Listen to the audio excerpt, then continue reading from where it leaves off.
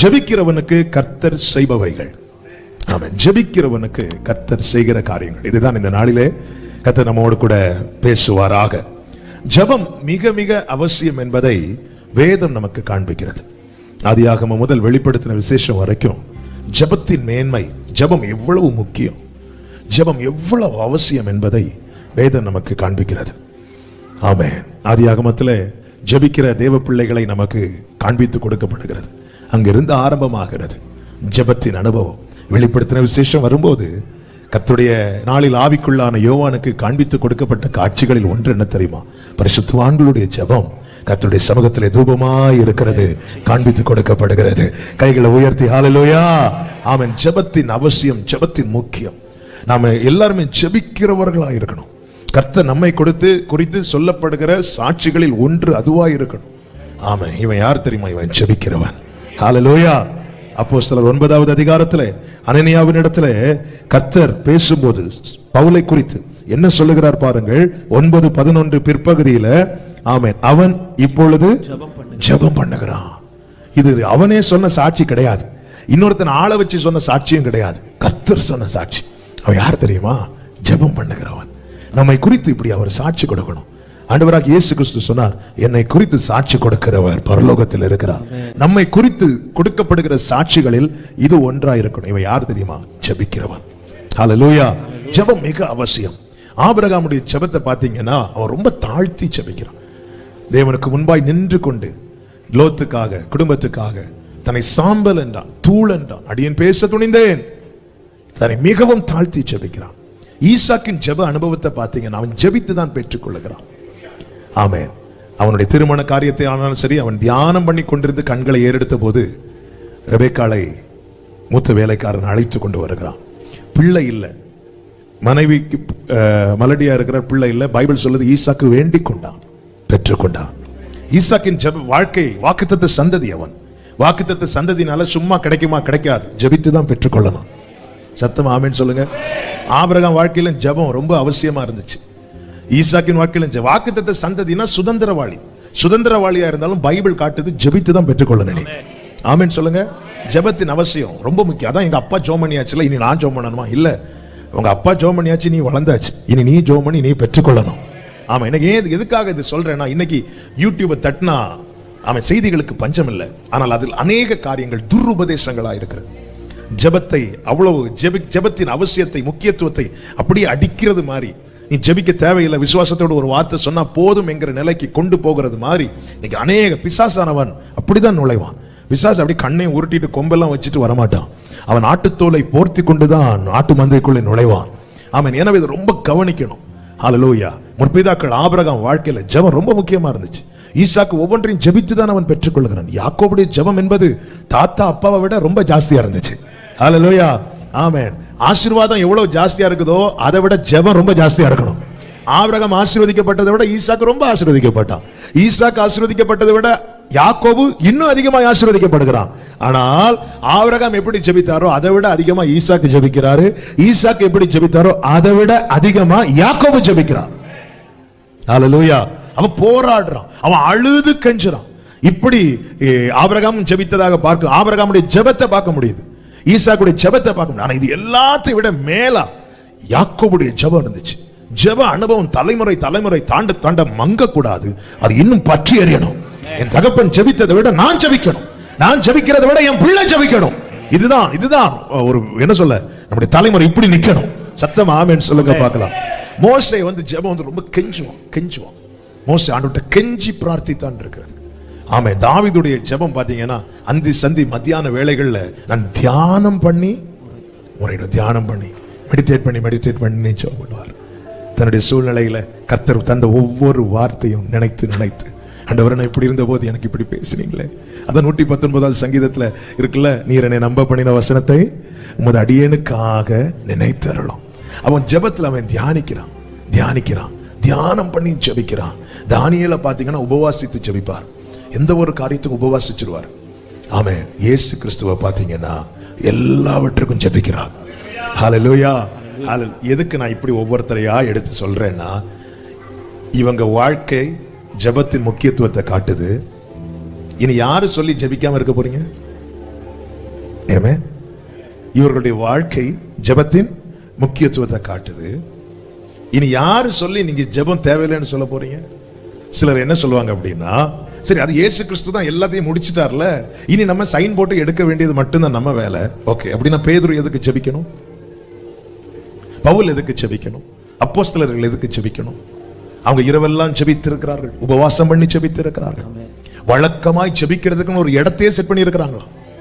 ஜெபத்தின் முக்கியத்துவத்தை நல்லா புரிஞ்சுக்கோங்க. என்னைக்கு நம்முடைய வாழ்க்கையில ஜெபம் குறையுதோ அன்னைக்கு நம்முடைய மாம்சம் ரொம்ப எழும்ப ஆரம்பிச்சிடும்.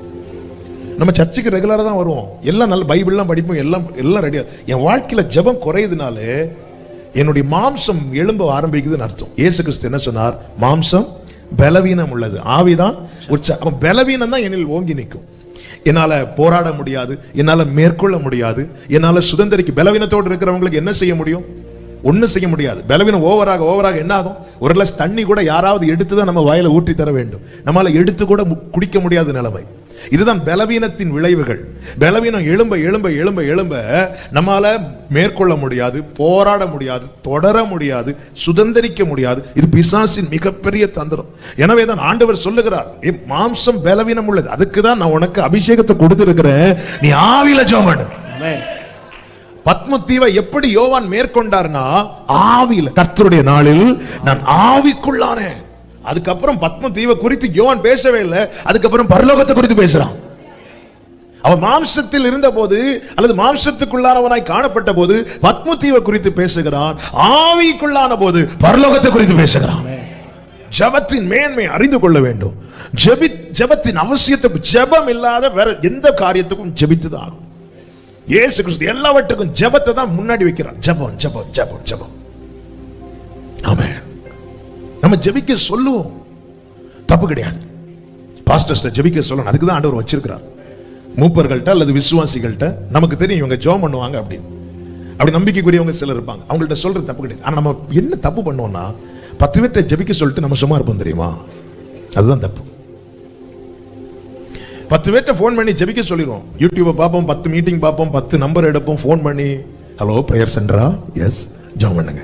அடுத்து இவங்களுக்கு ஒரு ஃபோன், ஹலோ ஜெபம் பண்ணுங்க. அடுத்து அவங்களுக்கு ஒரு ஃபோன். ஓகே, தப்பு கிடையாது. ஆனா நாம ஜெபிக்கிறோமா? நான் ஜெபிக்காம எனக்காக 10 பேரை ஜெபிக்க சொல்றதுல தப்பு. இயேசு கிறிஸ்து என்ன செய்கிறார்? பேதுரு, யோவான், யாக்கோபை தமக்காக ஜெபிக்க சொல்லிட்டு அவர் போய் என்ன செய்கிறார்? ஜெபிக்கிறார். சரி, இவங்க ஜெபிக்கிறாங்களா வந்து பார்க்கும்போது இவங்க என்ன பண்ணிட்டு இருக்காங்க? தூங்கிட்டு இருக்காங்க. அப்ப அந்த இடத்துல எந்த ஜெபம் கை கொடுத்தது? அவர் செய்த ஜெபம். நமக்கு தெரியாது எத்தனை பேர் ஜெபிப்பாங்க. ஏவே ஜெபிக்க இயேசு கிறிஸ்து பேதுரு, யோவான், யாக்கோபிட்ட ஜெபம் பண்ணுங்கன்னு சொல்லிட்டு அவர் போய் தூங்கல. அவங்க இருக்கிறத பார்த்த உடனே தெரிஞ்சிட்டு இந்த ஜெபம் ஓட. என்னவேதான் இயேசு ஜெபத்தை முடிச்சிட்டு வந்து பேதுருவை பார்க்கல, ஜெபத்தின் நடுவுலயே 2 தடவை வந்து பார்க்கறாங்க. இதுக்கு ஜெபம் பண்றாங்களா? ஏன்னா ஒருத்தங்க நமக்காக ஜெபிக்கும் போது நம்மளால ஃபீல் பண்ண முடியும். எத்தனை பேர் அதை ஃபீல் பண்ணி இருக்கிறீங்க? ஏன்னா இவர் மிகவும் வியாகுலப்பட ஆரம்பிக்கிறாரு. அப்போ இன்னொரு பிரேயர் சப்போர்ட் தனக்கு கிடைக்காததை உணர்றார். உணர்ந்ததும் போய் பார்க்கிறார், இவங்க என்ன பண்றாங்க. உண்மையில இவங்க ஜெபம் பண்ணியிருந்தாங்க. வந்து பார்க்கும்போது ஒருத்தரும் இல்லை, தான் மாத்திரம் போராடி கொண்டிருக்கிற நிலைமை. நம்முடைய ஜெபத்துல இது தெரியும். நம்ம சில நேரத்தில் நம்மளால ஒழுங்கா ஜெபம் பண்ண முடியாது. ஆனா நமக்காக இன்னொருத்தங்க ஜெபம் பண்ணிட்டு இருக்காங்க. அந்த பலனை நம்மளால சுதந்திரிக்க முடியும், நமக்கு அதில் ஃபீல் பண்ண முடியும். என் வாழ்க்கையில நான் அனுபவித்து இருக்கிறேன். ஒரு குறிப்பிட்ட நாளில நான் அதை சொல்லி இருக்கிறேன் நினைக்கிறேன், போன வருஷமா. ஆமா, ஒரு குறிப்பிட்ட நாளில் ஒரு சாட்டர்டே சில காரியங்கள் நிமித்தம் ரொம்ப சோர்ந்து போய் அன்னைக்கு ஃபுல்லா ஜெபத்தில் இருக்கலாம் நினைச்சேன். ஆனா ஒரு 1 ஹவருக்கு மேல முடியல. ஆமென். கர்த்தருக்கு மகிமை உண்டாவதாக. நேர போய் அப்படி சோர்ந்து போய் இருந்துட்டேன். சாப்பாடு இருக்கு, சாப்பிட்றேன், ஒழுங்கா சாப்பிட முடியல. அப்படியே பிரேயர்ல இருக்கிறேன், ஆனா பிரேயர் பண்ண முடியல. ஒரு மாலையில ஒரு 7 மணி, ஒரு 8 மணி இருக்கும், திடீர்னு ஒரு பலன் வந்துச்சு. திடீர்னு ஒரு பலன். அப்படியே போனேன், பின்னாடி சண்டே ஸ்கூல் நடக்கிற இடத்துல போய் நல்லா பிரைஸ் பண்ணி எங்க இருந்து இந்த பலன் வந்துச்சு? ஆமென். வேற ஆராதனை முடிச்சுட்டு அடுத்த நாள் ஆராதனை முடித்து விட்டு அடுத்த நாள், அதற்கு அடுத்த நாள் ஒரு செவ்வாய்க்கிழமை ஒரு குறிப்பிட்ட ஊர்ல இருந்து ஒரு சகோதரி ஃபோன் பண்றாங்க. ஃபோன் பண்ணி பேசுறாங்க. பேசும்போது, பாஸ்டர் இப்படி நாங்கள் சனிக்கிழமை நாங்கள் இப்படி சேர்ந்து சிலராக சேர்ந்து ஜெபிக்கிறது வழக்கம். அப்படி நாங்கள் சனிக்கிழமை ஜெபம் பண்ணிட்டு இருக்கும்போது ஆண்டவர் திடீர்னு உங்களை காட்டுறாங்க. நீங்க உங்க வீட்டில் ஒரு ரூம்ல அப்படியே ரொம்ப டல்லா சோர்ந்து போய் என்ன செய்யணும்னு தெரியாம அந்த ரூமுக்குள்ளேயே நீங்க சுத்திட்டு இருக்கிறத காட்டினாங்க. நாங்க உடனே நாளைக்கு ஆராதனையில், ஞாயிற்றுக்கிழமை ஆராதனையில் இவர் இப்படி சோர்ந்து போய் இருக்கிறாரு, இவர் டல்லா இருக்கிறாரு, நாளைக்கு எத்தனை பேர் இந்த ஆராதனையை பார்ப்பாங்க, நம்ம இவங்களுக்காக ஜோம் பண்ணுவோம் சொல்லிட்டு ஈவினிங் 7 மணிக்கு ஜோம் பண்றாங்க. 8 மணிக்கு எனக்கு பலன் கிடைக்குது. நான் கர்த்தருடைய சமூகத்தில் நிக்கிறேன். ஹல்லேலூயா. ஆமென். நீதிமான்களுடைய ஊக்கமான வேண்டுதல் மிகவும் பலமுள்ளதா இருக்கும். அந்த நேரத்தில் நான் ரிக்வெஸ்ட் அனுப்பல, பரலோகம் ஜெபிக்க வச்சது. ஆமென். ஹல்லேலூயா. நல்ல ஜெபத்தினுடைய வேல்யூவை மட்டும் அதை மறந்துடவே கூடாது. ஜெபம் ரொம்ப அவசியம். நான் என் வாழ்க்கையில் ஜெபிக்காம எனக்கு ஒரு வாசல் திறக்கணும் நான் எதிர்பார்த்துட்டு இருக்கிறேன், நான் என்னையே முட்டாளாக்கி கொண்டிருக்கிறேன் என்று அர்த்தம். இந்த வார்த்தையை நான் திரும்ப சொல்றேன், உங்க இருதயத்தில் எழுதி வச்சுக்கோங்க. நான் 10 பேரை ஜெபிக்க சொல்லி நான் எனக்காக ஜெபிக்காமல் எனக்கு ஒரு வாசல் திறக்கணும் நான் எதிர்பார்த்து கொண்டிருப்பேன், ஆனால் நான் என்னையே முட்டாளாக்கி கொண்டிருக்கிறேன், அல்லது நான் என்னையே ஏமாற்றி கொண்டிருக்கிறேன். எனக்கு ஜெபிக்க முடியாத சிச்சுவேஷன் வரும், அது என்ன விட அவருக்கு தெரியும். அடுத்த நாளும் காட்டி கொடுத்து ஜெபிக்க வைக்கல, அடுத்த நாள் என்னதான் ஜெபிக்க வச்சா, இது நல்லா இருக்கேன் ஆண்டவரே, நான் டல்லா இருக்கிறேன், நல்லா இருக்கிறவங்களை வச்சு ஜெபம் பண்ண வைங்க. அப்படி இல்ல, இந்த சாட்சியான ஒரு நாள்.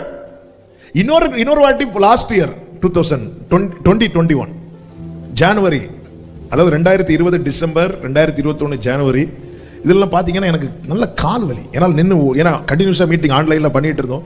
எனக்கு நல்ல கால் வலி ஆரம்பிச்சிட்டு என்னெல்லாமோ செஞ்சு பார்த்தோம். நின்று இப்படி பேசிட்டு போய் உக்காந்துட்டு ஒன்றுமே பண்ண முடியாது. தம்பி ஜஸ்டின் தான் வந்து காலை எண்ணெல்லாம் போட்டு என்னெல்லாமோ பண்ணி பார்ப்பான், ஒன்றும் நடக்கலை. ஆண்டவரே எனக்கு ஃப்ரீயா அப்படி நின்று. அப்போ அம்மா சொன்னாங்க, நீ உட்காந்து பேசணும். ஐயோ, இந்த வயசுலேயே உட்காந்து பேசுறதா, அது நடக்காது. பயங்கர காலம். திடீர்னு ஒரு குறிப்பிட்ட ஊர்ல இருந்து ஒரு பாஸ்டருடைய மனைவி ஃபோன் பண்றாங்க. ஒரு திங்கட்கிழமை காலையில் ஃபோன் பண்ணி, பாஸ்டர், நான் இத்தனைக்கு அவங்கள பார்த்ததே கிடையாது, அவங்க என்ன நேராக பார்த்துருக்காங்களான்னு எனக்கு தெரியாது, ஆன்லைனில் பார்த்துருக்கலாம்.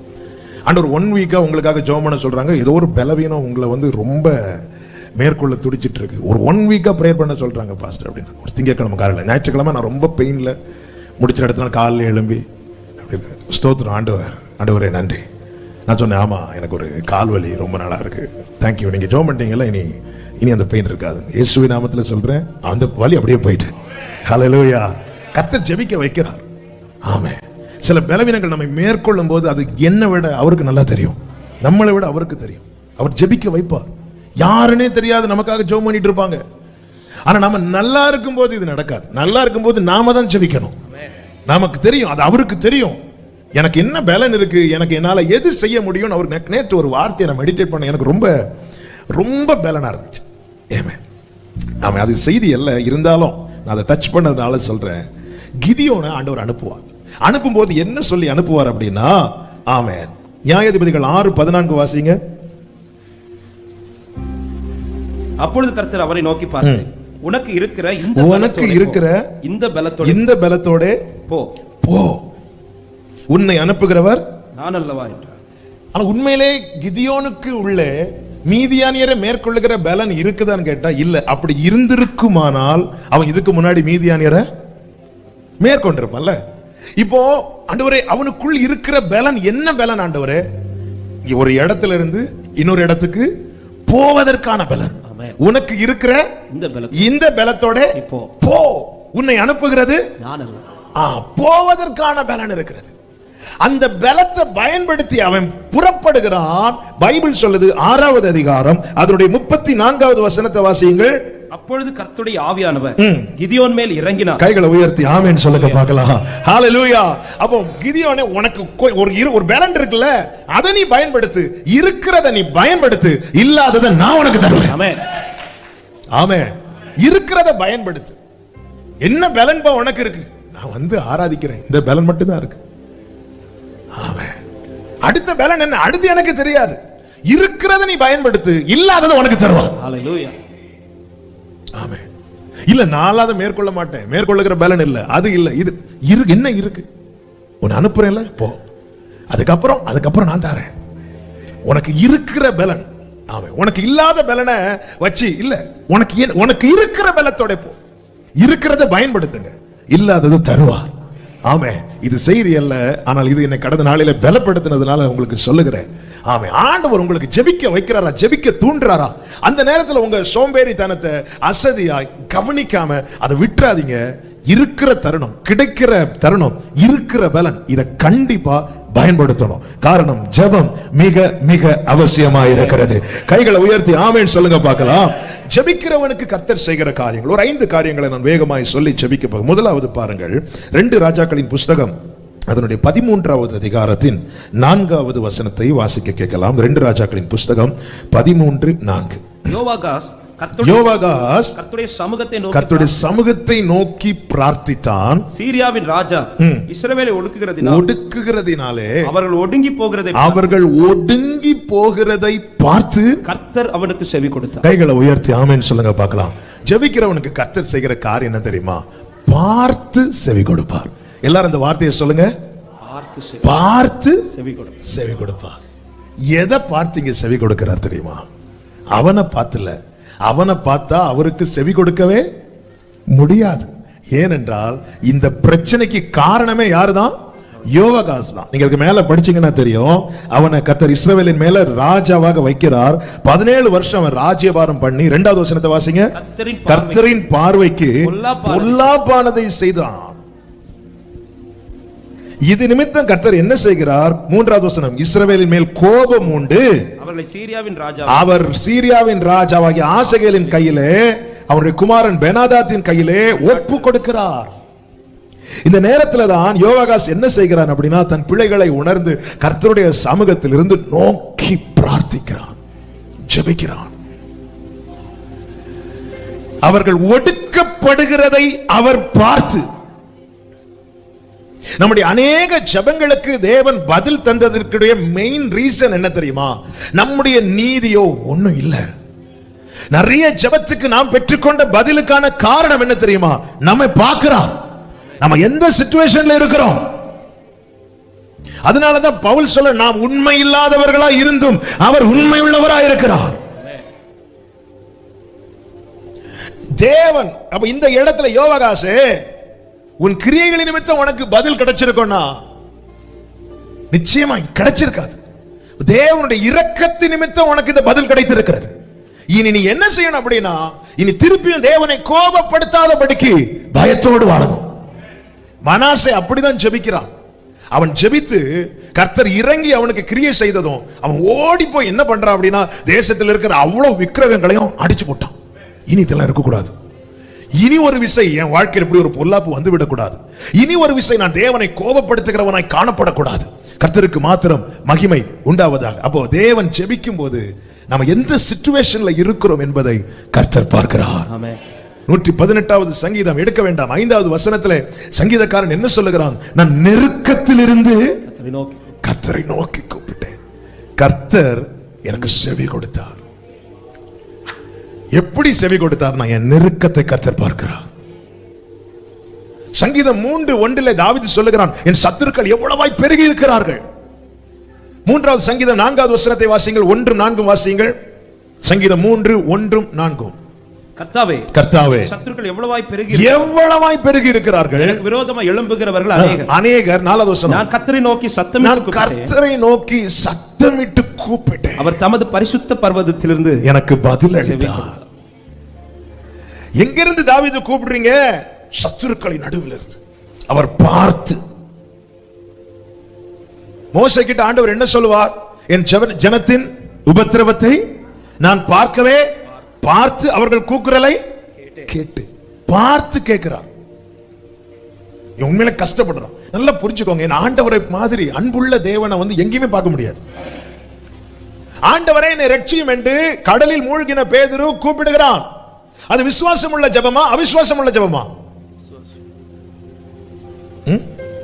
விசுவாசம் உள்ள ஜெபம்னா அவனை பார்த்து ஆண்டவர் என்ன சொல்லி இருக்கணும்?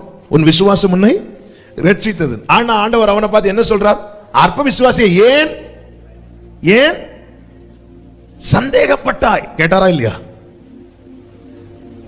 அவன் என்ன நினைச்சான்? இதோட சில ஜெபங்கள்ல நம்மையா தாண்டி சில சந்தேகம் நமக்குள்ள இருந்துட்டே இருக்கும். ஆனாலும் ஆண்டவர் என்ன செய்கிறார் அப்படின்னா, உடனே கை நீட்டி அவனை பிடிச்சு, ஆமென். அப்ப இந்த இடத்துல உண்மையில அவனுடைய விசுவாசத்தை அளந்து அவனுக்கு அவர் பதில் கொடுத்திருப்பாருன்னா பேதுரு முடிவு அங்க இருந்திருக்கும். இந்த இடத்துல தேவன் என்ன செய்கிறார்னா அவன் சூழ்நிலையை பார்க்கிறான். அவன் எப்படிப்பட்ட சூழ்நிலையில் இருக்கிறான். இந்த யோவாகாசி நிமித்தம் தேசத்துல இத்தனை பொல்லாப்பு அவன் அறிந்து கொண்டான், அதை உணர்ந்து கொண்டான். என்னாலதான் இனி என்ன வழி? ஒரே வழி, கர்த்தரை நோக்கி கெஞ்சணும், கர்த்தரை நோக்கி பிரார்த்திக்கணும். அவன் தேவனை நோக்கி ஜெபித்த போது அவர்கள் ஒடுக்கப்படுகிறதை அவர் பார்த்து, அப்ப தேவன் கையை பிடிச்சிட்டு தான் அவனை திருத்துறார் அல்லது அவனை மாற்றுகிறார், அவனை உணர்த்துகிறார். கையை பிடிச்சிட்டு உடனே கை நீட்டி பிடிச்சு, ஏன்னா சூழ்நிலையை பார்க்கிறார். இந்த இடத்துல அவனுக்கு என்ன தேவைன்னா அவனை தூக்கி விடணும். எருசலேமிலிருந்து ஒருத்தன் எரிகோவுக்கு போகிறான், கள்ளர் கையில் அடிபட்டு குற்றராய் விடப்படுகிறான். ஆசாரியனும் லேவியனும் விலகி போகும்போது சமாரியன் அங்கே வருகிறான். அந்த இடத்துல அவனுக்கு கிளாஸ் எடுக்கல. உன்னை யார் இங்க இருந்து அங்க போக சொன்னா? ஒழுங்கா இங்க இருந்திருக்கலாம்ல. கிளாஸ் எடுக்கல. கிளாஸ் எடுத்துட்டு இருந்தா கிளாஸ் முடியறதுக்குள்ள அவன் கதை முடிஞ்சிருக்கும். ஏன்னா அவன் எப்படி கிடக்குறான்? குற்றுயிர்னா என்ன அர்த்தம் தெரியுமா? கடைசி ஜீவன் மட்டும் இருக்கு, எல்லாம் அவனுடைய பலம் போச்சு, ஆரோக்கியம் போச்சு, ரத்தமும் போயிட்டு இருக்கு. இந்த இடத்துல அவனுக்கு என்ன தேவைன்னா அவன் சூழ்நிலையை பார்த்து அவனை தூக்கி விடுகிறார். தூக்கி விட்டுட்டு சத்திரத்தில் கொண்டு வந்து சேர்க்கிறார். நாளைக்கு நான் சத்திரத்தில் வந்து பார்ப்பேன் என்று சொன்னார். உன்னை எந்த இடத்துல இருந்து தூக்குனேன்னு அங்க வந்து பார்ப்பேன் அல்ல, உன்னை எங்க கொண்டு நான் சேர்த்தேனோ அங்க வந்து பார்ப்பேன். பார்த்து பதில் அளிக்கிற கர்த்தர். இன்னைக்கு அநேக பதிலை நாம் பெற்றுக்கொண்டது நாம் இருக்கிற சூழ்நிலையை பார்த்து. 40வது சங்கீதம் 1, 2, 3 வசனங்கள் என்ன சொல்லப்பட்டிருக்கிறது? கர்த்தருக்காக நான் பொறுமையுடன் காத்திருந்தேன், அவர் என்னிடமாய் சாய்ந்து கூப்பிடுதலை கேட்டார். அடுத்த வசனம், பயங்கரமான குழியில். இங்கே நான் எங்க இருந்து கூப்பிடுறேன் தெரியுமா? பயங்கரமான குழி, உளையான சேற்று என்னை தூக்கி எடுத்து. கர்த்தர் பார்க்கிறார். இந்த இடத்துல இவனை விட்டா இவன் கதை முடிஞ்சிரும். பார்த்து பார்த்து செவி கொடுக்கிறார். அது எப்படி செவி கொடுக்கிறார்? என்னிடமாய் சாய்ந்து, என்னிடமாய் சாய்ந்து. அந்த இடத்துல எனக்கு ஃபேவரா வந்துட்டார். அதுதாங்க அவருடைய கிருபை. ஆமென், ஆமென் சொல்லுங்க. அந்த இடத்துல எனக்கு ஃபேவரா வந்துட்டார், என்னிடமாய் சாய்ந்து. புலம்பல் 3:55 எரேமியா இப்படி சொல்லுகிறார். புலம்பல் 3:55, மகா ஆழமான கிடங்கிலிருந்து கர்த்தாவே உம்முடைய நாமத்தை பற்றி கூப்பிட்டேன். அடுத்த வசனம், என் சத்தத்தை கேட்டீர், என் சத்தத்தை கேட்டீர். அந்த நேரத்தில் நான் எங்க இருக்கிறேன்னு பார்க்கிறார். நான் மகா ஆழமான கிடங்கிலிருந்து, நம்ம எங்கிருந்து அவரை கூப்பிடுறோம் என்பதை அவர் பார்க்கிறார். நெருக்கத்திலிருந்து நீ அவரை கூப்பிடும் போது நீ எப்படி நெருக்கப்படுகிறாய் என்பதை அவர் பார்க்கிறார். உன் சத்தத்துக்கு அந்த நேரத்தில் அவர் செவியை அடைக்க மாட்டார், அவர் செவி கொடுக்கிறார். ஹல்லேலூயா. தேவன் நம்முடைய ஜெபத்துக்கு பதில் கொடுக்க காரணம் அவருடைய இரக்கம் என்பதை மறந்து விடக்கூடாது. எனவேதான் தானியேலுக்கு தேவ தரிசனம் வெளிப்படுத்தப்பட்ட போது தானியேல் தேவ சமூகத்துல நின்று என்ன ஜெபம் பண்ற தெரியுமா? எங்க நீதியை நம்பி நாங்க கேட்கல ஆண்டவரே, உங்களுடைய இரக்கத்தை நம்பி கேட்கிறோம், உங்க இரக்கத்தை நம்பி கேட்கிறோம். இன்னைக்கு நாம தேசத்துக்காக அப்படிதான் தேவ சமூகத்துல கெஞ்ச வேண்டியது அவசியமா இருக்கிறது. ஆண்டவரே பாருங்கப்பா, இந்த கொள்ளை நோயினால இந்த தேசம் எவ்வளவு ஒடுக்கப்படுகிறது, நீங்க பார்த்து பதில் தாங்க ஆண்டவரே. ஹல்லேலூயா. தேவன் கிருபையா இறங்க. அவர் ஜெபத்து நம்ம ஜெபிக்கும் போது நம்ம இருக்கிற சூழ்நிலை அவருக்கு தெரியுங்க. ஆமென். நாத்தான்வேல் தேவ சமூகத்துல வரும்போது என்ன சொல்றாரு? நீ அத்திமரத்துக்கு கீழே இருக்கும்போது நான் உன்னை பார்த்தேன். எப்படி பார்க்கிறாரு பாத்தீங்களா? இன்னைக்கு நீங்க இங்க வந்திருந்து ஜெபிச்சிட்டு இருக்கிறீங்க. எந்த சிச்சுவேஷன்ல நீங்க வந்தீங்கங்கறத பார்த்து உங்களுக்கு செவி கொடுக்கிற ஒரு தேவன் பரலோகத்தில் இருக்கிறார். நல்ல கரங்களை தட்டி அப்பாக்கு மகிமை. ஹல்லேலூயா, ஹல்லேலூயா. அவன் பார்க்கிறவர், பார்த்து அவன் கஷ்டத்திலே நாம போய் உட்கார்ந்து இருக்கும் போது பார்க்கிறார். எதை பார்க்கிறார் தெரியுமா? நாம எத்தனை மணிக்கு வந்து உட்கார்ந்தோம் இல்ல, நாங்களும் அப்படிதான் பார்ப்போம். எத்தனை மணிக்கு? அவர் அப்படி இல்லை, எங்க இருந்து எவ்வளவு கஷ்டத்துல வந்திருக்கான் தெரியும். மோசேக்கிட்ட எப்படி சொன்னா தெரியுமா? என் ஜனத்தின் கூக்குரலை நான் கேட்டேன் என்று. உண்மையிலே ஆண்டவர் கேட்டிருக்கு. ஏன்னா அவங்க அவருடைய நாமத்தையே மறந்துட்டாங்க. மோசே ஆண்டவர்கிட்ட என்ன சொல்லுவார்? ஆண்டவர் உடைய நாமம் என்னன்னு கேட்டா நாமத்தையே மறந்துட்டாங்க. இந்த ஜனங்கள் எப்படி ஜெபம் பண்ணியிருப்பாங்க? ஆனா அவங்க உபத்திரவத்தை பார்த்தார் ஆண்டவர், பார்த்து கேட்டார். ஆகாரின் கண்ணீருக்கு அவர் பதில் கொடுக்க காரணம் என்ன தெரியுமா? அந்த உபத்திரவத்தை பார்க்கிறானே. என் நிலைமை நன்றாய் அறிந்தவர், பாவி என்னை அழைத்தவர், மீறின பின்பும் என் நிலைமை அவருக்கு தெரியும். நான் பாடு கூப்பிடும் போது இதுக்கு பின்னாடி இருக்கிற வலி என்ன அப்படிங்கிறது அவருக்கு தெரியும். ஜெபித்த போது பார்த்தா இஸ்ரவேலர்கள் கூக்குரல் இட்ட பிறகுதான் பார்க்கிறார். அவங்க பெருமூச்சின் சத்தம் கேட்டுதான் வரார். உன் வேதனை நெருக்கத்தை காரணம் காட்டி ஜெபிக்காமல் இருக்கிறாயோ, நீ ஏன் கர்த்தருடைய பார்வைக்கு மறைந்து மறைந்து போகிறாய்? சரி, நான் இப்படி தப்பு பண்ணிட்டேன், அதனால இந்த பிரச்சனை அப்படி சொல்லிட்டு நீ அப்படி ஓரமா போறியா? இல்ல இல்ல, இதுல இருந்து வெளியே வரதான் கர்த்தர் பேசிக் கொண்டிருக்கிறார். ஆமா, நான் இப்படி ஒரு தப்பு பண்ணிட்டேன், என் வாழ்க்கையில் இவ்வளவு ஒரு பிரச்சனை, இப்படி ஒரு காரியம் செஞ்சு, அதனாலதான் இனி அவ்வளவுதான், ஆண்டவரே எனக்கு செவி கொடுக்க மாட்டார் சொல்லிட்டு நீ ஒதுங்கிறாத. உன் பிள்ளைகளை உணர்ந்து கர்த்தருடைய முகத்துக்கு நோக்கிப்பா, இரக்கத்துக்காய் நீ கெஞ்சுவாயானால் இதோ உன் ஜெபத்தை செவி சாய்க்கிற ஒரு கர்த்தர் இருக்கிறார். அவர் பார்த்து செவி கொடுக்கிறார். ஆமே, முழு விசுவாசத்தோடு பேதுரு, சந்தேகம் உள்ள இருக்கு, ஆண்டவரே ரட்சியம் என்கிறார். ஆண்டவர் கையை பிடிச்சிட்டு, ஏன் சந்தேகம்? ஆமே, அந்த இடத்துல நீதிக்கு தக்க பலன் கொடுக்கல, அவருடைய இரக்கத்துக்கு தக்க பலன் கொடுக்கிறார். நான் இதை தியானித்த போது ஆண்டவரே, அப்ப நாம் பெற்றுக்கொண்ட ஜெபத்தின் பலன் எல்லாமே அவன் நீங்க பார்த்து தந்ததப்பா, பார்த்து செஞ்சதப்பா. அல்லேலூயா, அல்லேலூயா. ஆமென். எத்தனை பேர் நம்புறீங்க? என்ன சூழ்நிலையை பார்க்கிறார். ஆமென். நான் ஆழமான கிடங்கில் இருக்கிறத பார்க்கிறார், நான் நெருக்கத்தில் இருக்கிறத பார்க்கிறார், என் சத்துருக்கள் சூழ்ந்திருக்கிறத பார்க்கிறார், பயங்கரமான குழியில் இருக்கிறத பார்க்கிறார், ஒடுக்கப்படுகிறதை பார்க்கிறார். நிச்சயமா என் தேவன் என் ஜெபத்துக்கு செவி கொடுப்பார். நம்புறவங்க நல்ல கையை தட்டி ஆண்டவருக்கு மகிமை. ஹalleluya, ஹalleluya. அவர் பார்த்து செவி கொடுக்கிறார், பார்த்து செவி கொடுக்கிறார். அப்ப நம்ம ஜெபிக்கும் போது ரொம்ப கவனமாவும் இருக்கணும். சும்மா சோத்திரம் சோத்திரம் சோத்திரம் சொன்னாலாம் அவர் பார்த்துட்டு ஜாலியா இருந்துட்டு, ஆண்டவரே தேசத்தின் மேல் மனம் இறங்கும். எப்படி? ஏசி போட்டுட்டு பெட்ஷீட்டுக்குள்ள படுத்துட்டு, ஆண்டவரே என் ஜனத்தை நீ தூங்க. வேதனை, என் புள்ள உண்மையில வேதனைப்படுறான், என் புள்ள உண்மையில கஷ்டப்படுறான். அவர் பார்க்கிறார். ஆண்டவரே என் குடும்பத்தை ரட்சியும். ஆண்டவரே, சிப்ஸ் வாயில போட்டுட்டு, ஆண்டவரே இப்ப ரட்சிப்பு ஒட்டன. அவர் பார்த்து, நானும் ஜெபிச்சுட்டே இருக்கிறேன் பிரதர், வருஷ கணக்கா. நீங்க எப்படி ஜெபிக்கிறீங்கன்னு அவர் பார்த்து பார்த்து செவி கொடுக்கிறார். தாவீதுக்கு இப்படி செவி கொடுத்தார் தெரியுமா? 18வது சங்கீதத்துல தாவீதுனுடைய சாட்சி அது. 18வது சங்கீதம் அதனுடைய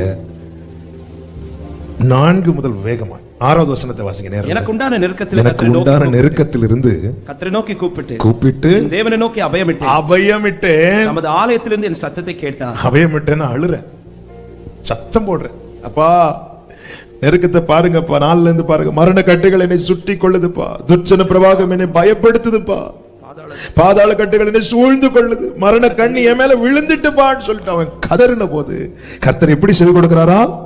தமது ஆலயத்திலிருந்து என் சத்தத்தை கேட்டார். கூப்பிடுதல் அவர் சந்நிதியில், என் கூப்பிடுதல் நேரா எங்க போச்சு? அவருடைய சமூகத்துல போய் அவர் செவிகளில் ஏறிற்று. ஆமென். செவிகளில் ஏறிட்டான். அது அப்படியே அந்த நம்ம பேசுற ஜெபம் அப்படியே டிராவல் ஆகி வேற எங்கேயும் போகல, அப்படியே அவருடைய சமூகத்துல போய் அவர் செவிகளில் ஏறிட்டு, ஏறினதும் கர்த்தர் என்ன செய்தார்? அப்பொழுது பூமி அசைந்து. ஏன் அசைஞ்சுதான்? 13வது வசனம். கர்த்தர் வானங்களில் இருந்து குமரினார். அதன் அர்த்தம் என்ன? இங்க இருந்து நான் கத்தின போது அங்க இருந்து கர்த்தர் எனக்காக கத்துறார். ஹalleluya. நான் இங்க இருந்து கத்தினா எனக்காக பரலோக தேவன் குமருவார். ஆமென். அவர் குமரினால முடிஞ்சு. ஆமென். வானம் அசையுமா, பூமி அசையுமா. ஆமென். ஜெபிக்கிற அன்பு சகோதரா சகோதரி, நம்ம ஜெபிக்கும் போது அவர் பார்க்கிறார். ஜெபம் ரொம்ப முக்கியம். நாம எப்படி ஜெபிக்கிறோம்? ஜெபத்திலே நாம் சொல்லுகிற வார்த்தைகள் அவருடைய சமூகத்தில் போய் ஏறணும். கலெக்டர் ஆபீஸ்ல மனு கொடுக்க போவாங்க. நான் கார்ல இருப்பேன், அவரை வந்து வாங்கிட்டு போக சொல்லுங்க அப்படி சொல்லுவோமா நம்ம? இல்ல, எப்படி மனு கொடுப்போம்? பணிந்து குனிந்து. இல்ல, 10 பேர் வச்சிட்டு இருப்பாங்க, நம்ம கையிலிருந்து வாங்கணும். அவர் பிரிச்சு படிக்கணும். அவருக்கு படிக்கும் போது அவருக்கு ஒரு டிசிஷன் எடுக்கணுங்கிற எண்ணம் வரணும். அடுத்ததை செய்யணும். இவ்வளவு காரியம் இருக்கு. நம்ம கொடுக்கறதுல இருக்கு, நம்ம எழுதுறதுல இருக்கு. இது சும்மா எழுதி போடுவோம், போட்டா அது அவங்க எங்கேயாவது போடுவாங்க. நான் ஆண்டவரை நோக்கி ஜெபிக்கும் போது அவர் பார்க்கிறார். பார்க்கிறார். என் புள்ள அபயமிடுறான். தாவீது அபயமிடுறான்னு தெரிஞ்சதும் அவர் குமுறினார், சத்தத்தை தொனிக்க பண்ணினாராம். ஜெபிக்கும் சபையே, ஜெபிக்கிற அன்பு சகோதரா சகோதரி, அவர் பார்க்கிறார், பார்த்து செவி கொடுக்கிறார். ஆமென். இரண்டாவது பாருங்க, ஜெபிக்கிறவனுக்கு அவர் செய்கிற காரியம். 2 நாளாகமம் 32வது அதிகாரம் 24வது வசனம். 2 நாளாகமம் 32:24. அந்நாட்களில் எசேக்கியா வியாதிப்பட்டு மரணத்துக்கு ஏதுவா இருந்தார். அவன் கர்த்தரை நோக்கி ஜெபம் பண்ணும்போது, கர்த்தரை நோக்கி ஜெபம் பண்ணின போது அவர் அவனுக்கு வாக்குத்தத்தம் பண்ணி, அவனுக்கு ஒரு அற்புதத்தை கட்டளையிட்டார்.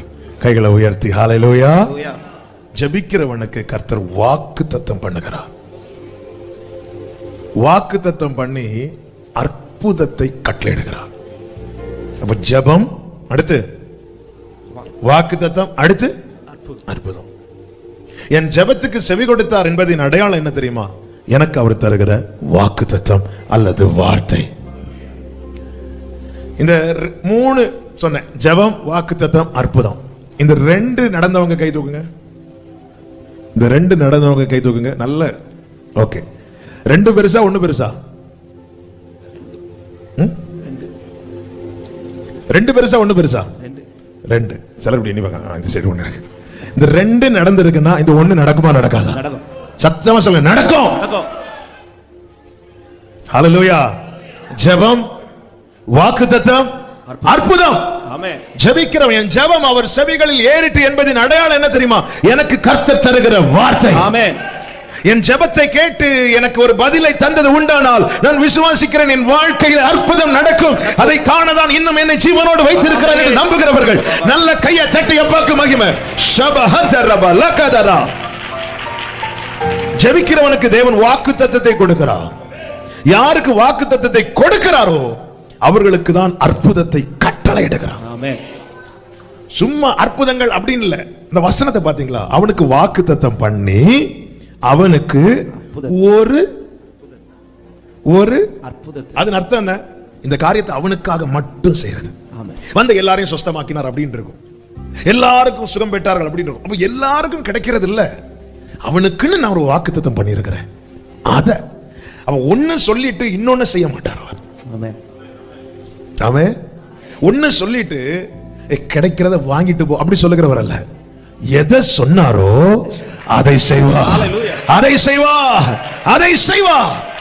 ஒன்னு சொல்லிட்டு இன்னொன்னு செய்கிறவர் அல்ல, வாக்குத்தத்தம் பண்ணி ஒரு அற்புதத்தை கட்டளையிட்டார். வாக்குத்தத்தம். அன்னாள் போய் இருந்து ஜெபிக்கிறான். இங்கே எசேக்கியா ஜெபிக்க காரணம் என்ன அப்படின்னா வியாதி இல்ல. அப்போ நம்ம ஜெபிக்கலன்னா நம்மளை ஜெபிக்க வைக்கிறதுக்குன்னே சில காரியங்களை தேவன் அனுமதிப்பார்.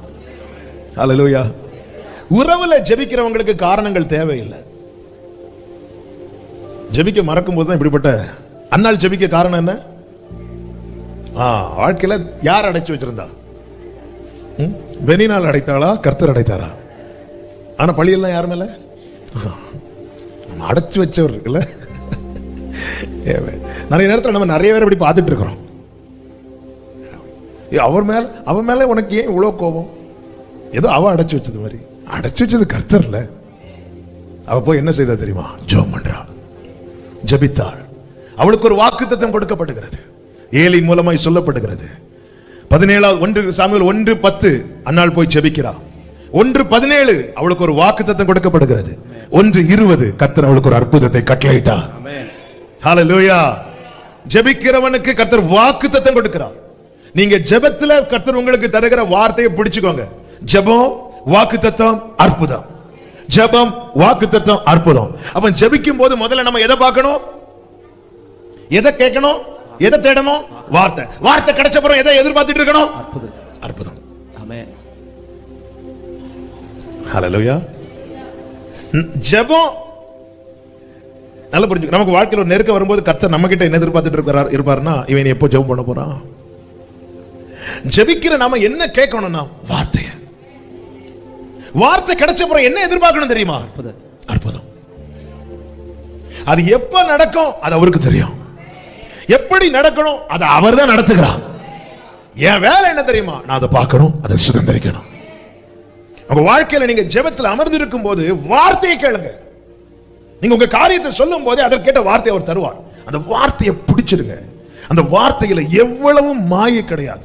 மாயை பிடிச்சிட்டீங்கன்னா இப்படி இப்படி இப்படி பிடிச்சிட்டு இருக்கிறீங்க ஒரு மாயை, அது மாய்ந்து போனதும் நம்ம புஷ்ஷன் ஆயிரும், தளர்ந்துரும்ல. ஒரு பெரிய ஐஸ் கியூபை நீங்க பிடிச்சிட்டு இருக்கிறீங்க, அப்படிலாம் பிடிக்க முடியாது.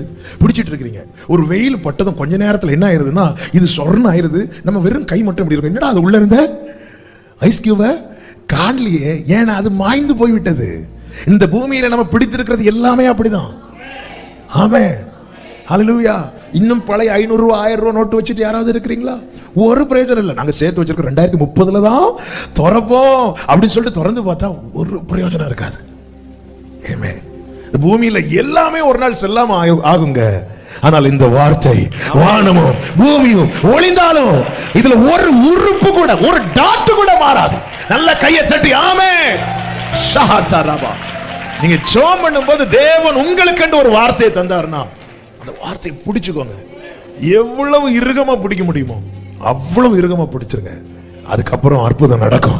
நடக்கும். ஆமென் சொல்லுங்க பார்க்கலாம். அடுத்து ஜெபிக்கிறவனுக்கு கர்த்தர் அடையாளத்தை காண்பிக்கிறார். ஜெபிக்கிறவனுக்கு ஆமென். 1 ராஜாக்கள் 18வது அதிகாரத்துல மழைக்காக எலியா ஜெபம் பண்ண கர்மேல் பர்வதத்தின் உச்சியில போவார். போகும்போது என்ன சொல்லிட்டு போறார் பாருங்க. 41வது வசனம் வாசிங்க.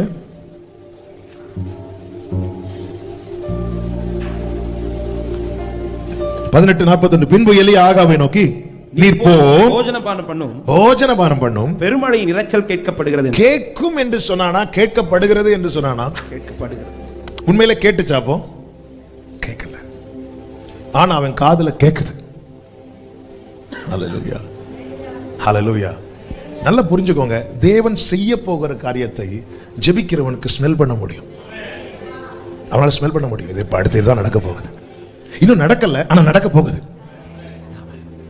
ஜெபிக்கிறவனுக்கு தேவன் கொடுக்கிற கிஃப்ட் அது. ரெகுலரா ஜெபிக்கிறவனுக்கு, எப்போவாவது ஜெபிக்கிறவனுக்கு இல்ல. ஒரு செய்தி கேட்டதும் உணர்ச்சி வசப்பட்டு ஜெபிக்கிறவங்களுக்கும் இல்ல. ஏன்னா அந்த எலியாவின் அடையாளம் என்ன தெரியுமா? நான் கர்த்தருக்கு முன்பாக, இதுதான் அடையாளம். அதன் அர்த்தம் நான் டெய்லி தேவ சமூகத்தில் நிற்கிறவன். சில காரியங்கள் ஜெபிக்கிறவனுக்கு ஸ்மெல் பண்ண முடியும். அடுத்து ஒரு பெரிய பிரச்சனை வருது, ஆபத்து வருது, போராட்டம் வருது, இந்த காரியம் இப்படி மாறப்போகுது. ஜெபிக்கிறவனுக்கு ஸ்மெல் பண்ண முடியும். அவனால் அது உணர முடியும், அவனால் அது அனுபவிக்க முடியும். ரெகுலரா பிரேயர் லைஃப் ஸ்ட்ராங்கா இருக்கிறவங்களுக்கு நான் சொல்ற வார்த்தைகளை அவங்களால அக்செப்ட் பண்ண முடியும். நான் யாரையும் கை தூக்க சொல்லல. இப்ப கை தூக்கலன்னா நம்ம ஒழுங்கா ஜோமெண்ட்ல நினைச்சிருவாங்க. அதனால நம்ம அப்படி அது சொல்றது. ஏன்னா அந்த ஆவியானவர் நம்முடைய ஆவியோடு இணைந்து இருக்கும் போது நமக்கு நிறைய வெளிப்படுத்துவார். அவர் சொல் பெருமழையின் இரைச்சல் கேட்கப்படுகிறது அப்படின்னா ஆமென். அங்க ஒரு சத்தம் இருக்கு. There is a sound of abundance of rain. ஒரு பெருமழையின் சத்தம் இருக்குது, அங்க கேக்குது. பெருமழையின் இரைச்சல் கேட்கப்படுகிறது சொல்லிட்டு நேரா போய் உட்கார்ந்து ஜெபம் பண்றான். ஜெபம் பண்ணிட்டு கூட இருக்கிறவன் சொல்றான், ஏதாவது தெரியுதா பாரு அப்படின்னு. இவன் போய் பார்க்கறான், ஒண்ணுமே தெரியல. உடனே எலியா, ஐயோ நான் ஆகாவிட்ட இப்படி சொல்லிட்டேனேனா? இல்ல, நீ இன்னும் 7 விசை போய் பாரு. எப்படி சொல்ற? எனக்கு அதுதான் ஆச்சரியம். 7வது விசை பார்த்தால் ஒரு அடையாளம் தெரியுங்கிற நம்பிக்கை எப்படி எலியாவுக்கு வந்துச்சு? 43வது வசனத்தை வாசிங்க. தன் ஊழியக்காரனை நோக்கி, நீ போய் சமுத்திரமுகமாய் பார் என்றான். அவன் போய் பார்த்து ஒன்றுமில்லை என்றான். ஒன்றுமில்லை என்றான். நீ இன்னும் 7 தரம் போய் பார் என்றான். நீ இன்னும் 7 தரம் போய் பார் என்றான். 7ஆம் தரம் இவன். 7ஆம் தரம் இவன் இதோ சமுத்திரத்திலிருந்து ஒரு மனுஷனுடைய உள்ளங்கை அத்தனை சிறிய மேகம் எழும்புது. ஜெபிக்கிறவனுக்கு காண்பிக்கப்பட்ட அடையாளம் என்ன அடையாளம்? சிறியது. சொல்லுங்க, சிறியது. எவ்வளவு சிறிய அடையாளத்தை காண்பித்து இருக்கிறார். நமக்கெல்லாம் என்னதான் தேவை? பெரிய அடையாளம் தேவை. ஏமே சில காரியங்களை தேவன் சின்னதா செய்வார். என்னாண்டவரை பெருசா எதிர்பார்த்துட்டு இருந்தேன், சின்னதா செஞ்சு விட்டுட்டீங்க. இது அடையாளம். அடுத்து கேட்கப்பட போகிறது தான் பெருசு. ஆமென். ஹalleluya. ஜெபிக்கிறவனுக்கு சில காரியங்கள் சின்னதா நடக்கும்போது, ஐயோ இவ்வளவு ஜெபம் பண்ணி 21 நாள் உபவாசம் பண்ணி எனக்கு சின்னது தானே நடந்திருக்கு. இல்ல, இது அடையாளம், இது அடையாளம். அடுத்து ஒரு பெருமழையின் இரைச்சல் கேட்கப்பட போகிறது. நல்ல கையை தட்டி ஆமென் சொல்லுங்க பார்க்கலாம். காண்பிக்கப்பட்ட அடையாளம் சின்னதுதான், ஆனால் உண்டான நன்மையோ பெருசு. ஆமென். சென்னை எவ்வளவு பெரிய ஊர்ல, சென்னை எவ்வளவு பெரிய ஊர், ஆமென், எவ்வளவு பெரிய மாவட்டம் அது. எத்தனை கோடி, எத்தனை ஜனங்க இருக்கிறாங்க சென்னையில். ஆனா இங்க இருந்து நீங்க டிராவல் பண்ணும்போது சென்னைன்னு ஒரு போர்டு வச்சிருக்கோம். அது எவ்வளவு பெருசா வச்சிருப்பாங்க? சின்ன, சொல்லுங்க, சின்னது. அதுல என்ன எழுதியிருக்கும்? சென்னை. அது 3 லெட்டர் எழுதுறதுக்கு உள்ள ஒரு போர்டு. ஆமென். என்ன சென்னை பெருசுன்னு சொன்னாங்க? இங்க பார், அப்படி சொல்லுவோமா நம்ம? அது என்னது? அது சைன் போர்டு. நான் இதுக்கா இங்க இருந்து 2 நாளா ட்ரெஸ் எல்லாம் எடுத்து வச்சு வண்டியில ஃபுல்லா பெட்ரோல் அடிச்சு அப்படி பயங்கர ஆயத்தத்தோடு புறப்பட்டு ஒழுகுன சரி தாண்டினதும் சென்னை. ஐயே, இதா சென்னை? இதுக்கா நான் இவ்வளவு ஆயத்தப்பட்டேன்? ஹலோ, அது ஒரு அடையாளம், அது அடையாளம்.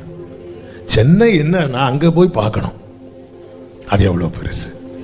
இன்னைக்கு சில அடையாளத்தை காட்டுறாரு, நம்ம அதை பார்த்துட்டு இதுக்கா நான் இத்தனை வருஷம் இந்த சர்ச்சுக்கு போனேன். எப்படிங்க இருக்கீங்க? ஃபாஸ்டிங் பிரேயர் முடிஞ்சு என்ன நடந்துச்சு? என்ன நடந்துச்சு? கொஞ்சம் இப்ப எழும்பி எழும்பி நடக்கிறேன். காண்பிக்கப்படுகிற அடையாளம் சின்னதுதான், ஆனால் அதற்கு பிறகு உண்டாகிற நன்மை என்பது பெருசு.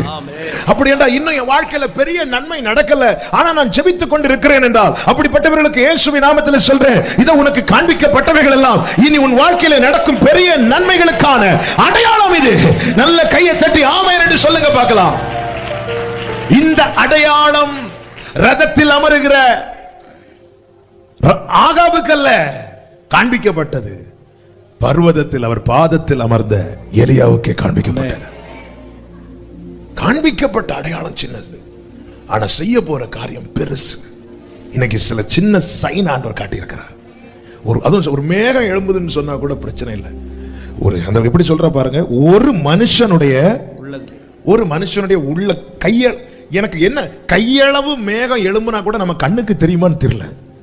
அதுவும் ஒரு தேவனுடைய அல்ல தூதனுடைய அல்லது ஒரு பெரிய ராட்சசன் அல்லது ஒரு பெரிய மனுஷனுடைய உள்ளங்கை, அப்படி ஒரு மனுஷன், ஒரு சாதாரண மனுஷனுடைய உள்ளங்கை மேகம் தெரியுது. அப்ப அதன் அர்த்தம் என்ன தெரியுமா? அதை கண்ணுக்கு காட்டி கொடுக்கிறார். ஜெபிக்கிறவனுக்கு சில காரியத்தை காண்பித்து கொடுக்கிறார். உடனே எலியா எழுந்து ஆமென். அதற்குள்ளாக நீ அவன் ஆகாப்ட சொல்றான், மழை உம்மை தடை செய்யாதபடிக்கு ரதத்தை போட்டி. 45வது வசனம். அதற்குள்ளாக வான மேகங்களினாலும் காற்றினாலும் கருத்து பெருமழை உண்டாயிற்று. அதுக்குள்ளாக அதன் அர்த்தம் என்ன? நம்ம என்ன நினைப்போம்? எப்ப மழை பெய்யும் நம்ம நினைப்போம்? உள்ளங்கை மேகத்தை பார்த்து யாராவது ப்ரெடிக்ட் பண்ணுவாங்களா மழை பெய்யும்னு? நம்ம எப்ப மழை வர நினைப்போம் தெரியுமா? வானத்தை பார்க்கும்போது சூழ்ந்து மேகம் சூழ்ந்து இருக்கணும். அப்பதான் நம்ம பெரிய தீர்க்க தரிசனமா சொல்லுவோம், இன்னைக்கு இன்று மழை போய் எப்படி வெளியே பார்த்துட்டு ஹல்லேலூயா. உள்ளங்கை மேகத்தை பார்த்து ஒருத்தர் சொல்றான், நீ சீக்கிரம் பெய்யுறு, மழை ஹெவியா வர போகுதுன்னு. நான் தான் சொன்னேன் அல்லவா, ஜெபிக்கிறவனுக்கு சில காரியத்தை ஸ்மெல் பண்ண முடியும். ஆண்டவர் உணர வைப்பா. சில காரியங்கள் உங்க ஜெபத்துல உணர வைக்கிறார்னா நம்பி புறப்படுங்கள். கர்த்தர் பெரிய காரியங்களை செய்ய போகிறார். ஹல்லேலூயா, ஆமென். நம்ம எதங்க பாக்குறோம்? ஆண்டவரே உள்ளங்கை மேகம் தான் இருக்கு, சரி. உடனே எலியா இனி ஒரு 7 தடவை, இனி ஒரு 7 தடவைன்னு சொல்லி இருந்திருந்தாருன்னா மலையில நனைஞ்சு, இல்ல பர்வதம் உச்சியில வேற இருக்கிறார், மலையில இருந்து இனி எப்படி இறங்கி கையளவு மேகம் தெரிஞ்சுட்டா ஓகே. அப்ப எப்படி பார்க்கணும்? இதுவரை ஒண்ணுமே தெரியல, இப்ப தெரியுது. இதுவரை ஆண்டவர் இவ்வளவு தானே தெரியுது, இப்படி பார்க்காதீங்க. இதுவரை 7 தடவை 6 தடவை நான் கேட்டேன், ஏதாவது தெரிஞ்சுதா? இல்ல, 7வது தடவை தெரியுது இல்ல. அப்ப நிச்சயமா கர்த்தர் பெரியதா செய்ய போகிறார். இன்னைக்கு என் கண்ணுக்கு முன்னாடி தெரியும்படி தேவன் சில அடையாளங்களை வைக்கிறது. என் கண்ணுக்கு முன்னாடி பெரிய காரியங்களை செய்ய போகிறார். ஆமென், ஹல்லேலூயா. ஜெபிக்கிறவனுக்கு அடையாளத்தினாலே கர்த்தர் காண்பித்து கொடுக்கிறார். இன்னும் 2 காரியத்தை சொல்லி ஜெபிக்கிறேன். ஜெபிக்கிறவனுக்கு கர்த்தர் செய்கிற அடுத்த காரியம் என்ன? திருத்துகிறார். ஆமென். இதுக்கெல்லாம் ஆமென் குறைஞ்சிட்டு. ஹல்லேலூயா. பேதுரு ஜெபிக்க போய் உட்கார்ந்திருக்கிறான். 9:10-9 வாசிங்க. அப்போஸ்தலர் 10:9. மறுநாளிலே அவர்கள் பிரயாணப்பட்டு அந்த பட்டணத்துக்கு சமீபித்து வருகையில் பேதுரு 6 மணி நேரத்தில் ஜெபம் பண்ணும்படி மேல் வீட்டில் ஏறினார். பேதுரு ஜெபிக்க ஏறும்போது கர்த்தர் என்ன செய்கிறார் அப்படின்னா, ஒரு தரிசனத்தை காண்பிக்கிறார். தரிசனத்தை காண்பித்து அதில் எப்படின்னா ஒரு துப்பட்டி வானத்திலிருந்து இறக்கப்படுகிறது. அதுல சகல விதமான காட்டு ஜீவன்கள், நாட்டு ஜீவன்கள், ஊரும் பிராணிகள் எல்லாம் இருக்கு. பேதுருட்ட சொல்றார், பேதுருவை எழுந்திருந்து புசின்னு சொன்னதும் பேதுரு சொல்றார், அப்படி எல்லாம் ஆண்டவரே, தீட்டும் அசுத்தமா இருக்கிற யாதொன்றையும் நான் புசிப்பதில்லை என்றார். ஏனென்றால் அவன் யூதனா இருக்கிறபடியினாலே அவன் புறஜாதியோடு இன்னும் அவன் கலந்து கொள்ளவில்லை, எந்த ஒரு ஐக்கியமும் அவன் வைக்கவில்லை. ஆனால் அவன் கையில தான் பரலோகத்தின் திறவுகோலை கர்த்தர் கொடுத்திருக்கிறார். அப்ப தேவத்திட்டம் நிறைவேறுவதற்கு அவனுடைய சில தீர்மானங்கள் தடையாய் இருக்கிறது. கர்த்தர் என்ன செய்கிறார்? அவனை திருத்துகிறார். எப்படி திருத்துகிறார்? எப்பொழுது திருத்துகிறார்? ஜெப வேளையில திருத்துகிறார். ஜெப வேளையில அவனை திருத்துகிறார். ஆண்டு தேவன் சுத்தமாக்கினதை நீ தீட்டென்று அசுத்தம் என்று சொல்லாதேங்கிறார். இப்படி 2-3 தடவை சொல்லிட்டு அந்த தரிசனம் முடிகிறது. அவன் சிந்தித்துக் கொண்டிருந்த போது சீமோன், அது கொர்நேலியு வீட்டில் இருந்து ஆட்கள் வருகிறார்கள். அவர்களோடு கூட போக ஆவியானவர் அவனை ஏவுகிறார். அவன் போய் சொன்ன வார்த்தை என்ன தெரியுமா? 28வது வசனத்தை வாசிங்கள். 27-28. அவனுடனே பேசிக்கொண்டு உள்ளே போய் அநேகர் கூடி வந்திருக்கிறதை கண்டு அவர்களை நோக்கி, அந்நிய ஜாதியானுடைய கலந்து அவனிடத்தில் போக்குவரவாய் இருப்பது யூதனானவனுக்கு விலக்கப்பட்டிருந்தது என்று நீங்கள் அறிந்திருக்கிறீர்கள். அப்படி இருந்தும் எந்த மனுஷனையும் தீட்டுள்ளவன் என்றும் அசுத்தன் என்றும் நான் சொல்லாதபடிக்கு தேவன் எனக்கு காண்பித்திருக்கிறார். உண்மையாய் ஜெபிக்கிறவன் திருத்தப்படுவான்.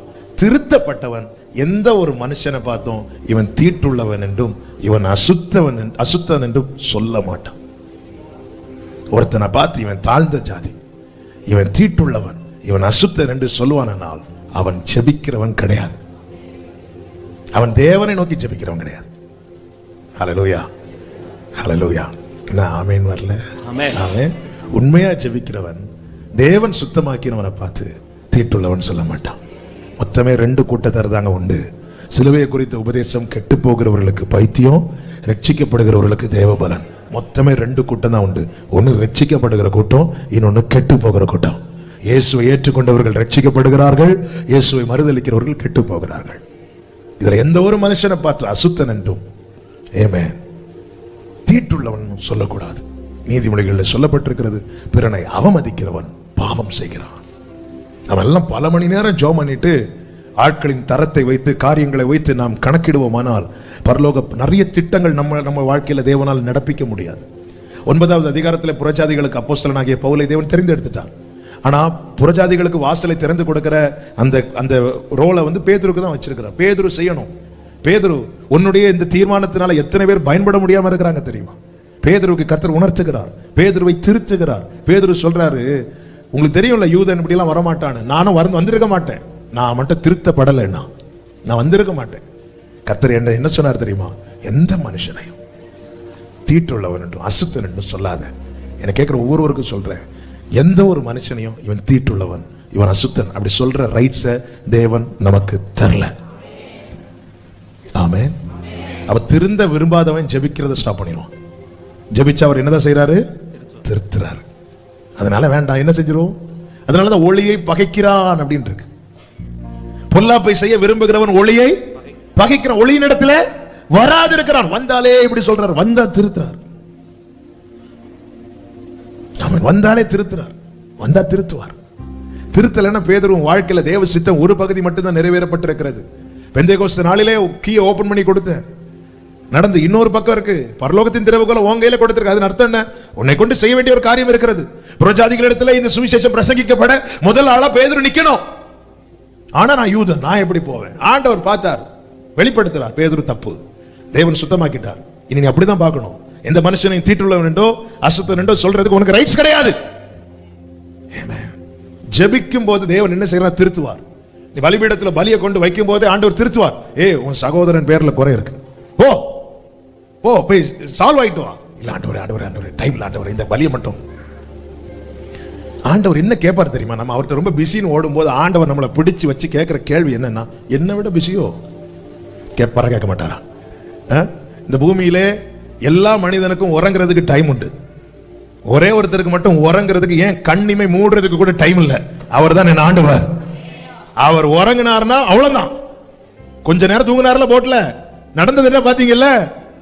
இவ்வளவு நம்ம இங்க தூங்கும் போது அமெரிக்காக்காரன் எழும்பி இருந்து ஓ லார்ட் ஜீசஸ் அப்படிமா. அவருக்கு ரெஸ்டே இல்ல. அவரு சொல்றாரு நான் வெயிட் பண்றேன், நீ போய் ஒப்புரவாயிட்டு வா, சால்வ் ஆயிட்டு வா. இல்ல ஆண்டவரே, டைம் இல்ல ஆண்டவரே. ஆண்டவர் பாப்பார், உனக்கு டைம் கொஞ்சம் குறைச்சிட வேண்டியதுதான். காலங்கள் அவர் நினைச்சா கூட்டவும் முடியும், குறைக்கவும் முடியும். ஹல்லேலூயா. மனுஷன் பாவம் செஞ்சதும் டைம் குறைச்சார்ல. மனுஷனுடைய ஆயுசு நாட்கள் இனி 120 குறைச்சார்ல. எசேக்கியா அழுது கெஞ்சினதும் கூட்டினாரா இல்லையா? ஆமே. ஹல்லேலூயா. நம்முடைய காலங்கள் டாக்டர்ஸ் கையில் இல்ல, நம்மை சிருஷ்டித்தவர் கையில் இருக்கிறது. அவரால் கூட்டவும் முடியும், சொல்லுங்க, குறைக்கவும் முடியும். ஹல்லேலூயா. அவர்கிட்ட போய் ஆண்டவர் டைம் இல்லை, ஆமாடா உனக்கு டைம், ஆமா டைம் இல்லைன்னு சொல்லி டைமை குறைச்சிடாது. ஹல்லேலூயா. சொல்லும் ஆண்டவரே, இல்லப்பா இந்த தப்பு இருக்குப்பா உன்ட்ட. ஓகே ஆண்டவரே, மாத்திக்கோங்க. பேதுரு சொல்றாரு, நான் யூதன் தெரியும்ல, வரக்கூடாதுன்னு ஒரு தடை விதிக்கப்பட்டிருக்கு. ஆனா நான் ஏன் வந்திருக்கேன் தெரியுமா? நான் திருத்தப்பட்டவன். நான் திருத்தப்பட்டவன். எப்படி பேதுரு திருத்தப்பட்டீங்க? நான் ஜெபம் பண்ண போய் உட்கார்ந்தேன், என் அப்பா என்ன திருத்தினார். ஹல்லேலூயா. அடுத்து என்ன செய்கிறார் தெரியுமா? மத்தேயு 6:6 வாசிங்க, நம்ம ஜெபிக்கலாம். மத்தேயு சுவிசேஷம் 6வது அதிகாரத்தின் 6வது வசனம். நீயோ ஜெபம் பண்ணும்போது உன் அறை வீட்டுக்குள் பிரவேசித்து உன் கதவை பூட்டி அந்தரங்கத்தில் இருக்கிற உன் பிதாவை நோக்கி ஜெபம் பண்ண, அப்பொழுது அந்தரங்கத்தில் பார்க்கிற உன் பிதா வெளியரங்கமாய் உனக்கு பலன் அளிப்பார். கைகளை உயர்த்தி ஆமென் சொல்லுங்க பார்க்கலாம். ஜெபிக்கிறவனுக்கு அவர் பதில் அளிக்கிறவர் மாத்திரமல்ல, ஏற்ற வேளையிலே பலன் அளிக்கிறவராக இருக்கிறார். ஹல்லேலூயா. ஜெபிக்கும் போது வாக்கு கொடுக்கிறார், பதில் அளிக்கிறார். இங்கே சொல்லப்பட்டிருக்கிறது, அவர் பலன் அளிக்கும் போது எப்படி பலன் அளிப்பார் தெரியுமா? வெளியரங்கமாய். பதில் நமக்கு மட்டும்தான் தருவார் இல்ல. கர்த்தர் எனக்கு வாக்கு தந்தார், அப்படிதானே எசேக்கியா சொல்றா. கர்த்தர் எனக்கு வாக்கு தந்தார். ஆனா பலன் அளிக்கிறது எல்லா கண்கள் காண பலன் அளிப்பார். 12 வருட பெரும்பாடுள்ள ஸ்திரீ என்ன சொல்லிட்டு வரா? நான் அவருடைய வஸ்திரத்தின் ஓரத்தையாகிலும் தொட்டு சொஸ்தமாவேன்னு சொல்லிட்டு வரா. சொல்லிட்டு வந்து தொட்டு சுகம் கிடைச்சிட்டு, அந்த சுகம் கிடைச்சதும் அவ போய் ஒளித்து நிற்கிறா. கர்த்தர் அப்படி விடல. எல்லா கண்களுக்கு முன்பாக அவளை கொண்டு வந்து நிறுத்தி எல்லாரும் கேட்க அவளை சாட்சி சொல்ல வைக்கிறார். இன்றும் அவளுடைய சாட்சி பேசப்படும் அளவுக்கு வெளியரங்கமாய் பலன் அளிக்கிறார். அதே போலதான் தேவ சமூகத்தில் ஜெபிக்கிற அன்பு சகோதரா சகோதரி, அந்த ரங்கத்தில் உன் ஜெபத்தை கேட்டு உனக்கு வாக்கு தந்திருக்கிறார். ஆனால் அவர் பதில் அளிக்கும் போது எல்லா கண்களும் இதை பார்க்கும். ஆகாது என்று தள்ளின இந்த கல் எப்படி தலைக்கல் ஆயிற்று? எல்லாரும் சொல்லுவாங்க, இது கர்த்தராலே ஆயிற்று. கைகளை உயர்த்தி ஆமென். இது நம்முடைய கண்களுக்கு ஆச்சரியமா இருக்கிறது. அவர் பார்த்து செவி கொடுக்கிறார், வாக்கு கொடுக்கிறார், அடையாளத்தை காண்பிக்கிறார், திருத்துகிறார், பலன் அளிக்கிறார். ஜெபம் மிக அவசியம். ஜெபிக்கிறதை மட்டும் எக்காரணம் கொண்டும் நிறுத்தி விடாதிருங்கள். ஜெபிக்கிறவன் தான் ஜெயிக்கிறவனாய் மாறுவான். எல்லாரும் கண்களை மூடி, ஜெப ஆவி என்னில் ஊற்றும் தேவா, ஜெப சிந்தை என்னில் தாரும் தேவா. முழங்கால் போட முடிந்தால் ஒரு 5 நிமிஷம் இந்த பாடலை நம்ம பாடி, எனக்கு அந்த ஜெபிக்கணும்ப்பா. நான் ஒரு நாள் ரொம்ப ஜெபம் பண்றேன், அடுத்த சில நாள் அப்படியே ஜெபத்துல தொய்ந்து போற நிலை எனக்கு வேண்டாம். அனுதினமும் ஜெபிக்கணும். ஜெபிக்க வைங்கப்பா, ஜெப ஆவி என்னில் ஊற்றும் தேவா, ஜெப சிந்தை என்னில் தாரும் தேவா. கேட்கலாமா? ஜெப ஆவி என்னில் ஊற்றும் தேவா,